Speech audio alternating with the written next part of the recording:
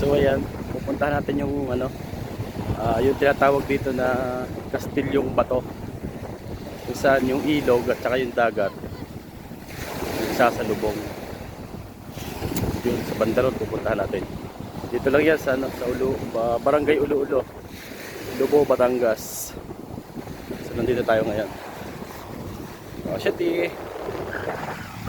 Bagal natin sa ano. Wala natin. Tara. Papakita ko sa inyo yung ano, ilog dito sa Lubo, Batangas. Malapit na tayo. So ayan naman mga Kamakas World. Narito na tayo.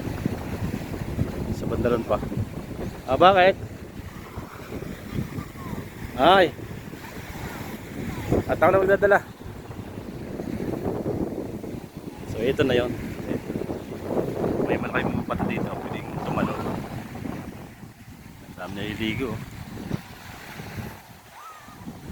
Ito na yon mga Kamakas World. Ito yung bato. Pwedeng mag-dive dito. Pwede lang lumukso. Hindi pwede mag-dive. Medyo mababaw pa. Ha?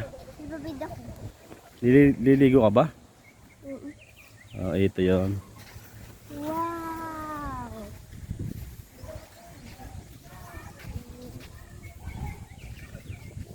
Ito na yon. Yan, pwede tumalon dun, no? Ito sa bato.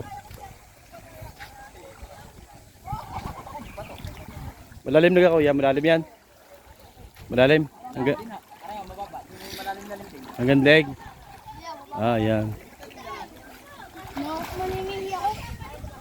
Siya pwede tumalon doon. O kaya dito, o kaya naman dito sa kabilang to. Pwede tumalon.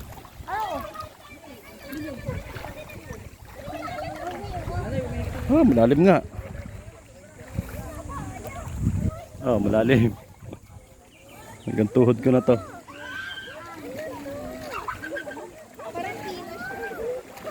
Maligo.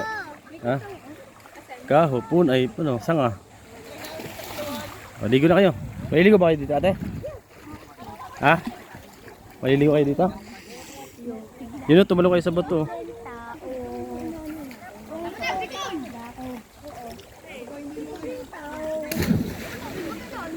Sobrang pino ng ano.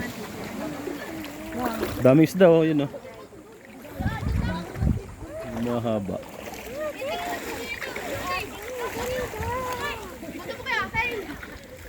So ayan, hanggang dito muna mga Kamakas World.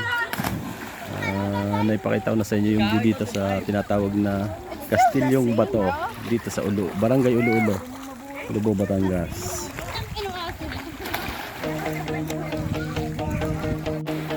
I'm standing on the highest ledge, right on the world's most windy edge, and making a brand new pledge to never live my life in fear, to make my purpose crystal clear. The reason that I'm standing here, my heart is beating like a drum for all the things that are to come. I take a breath and make the leap, a promise I will always keep. This is the adventure.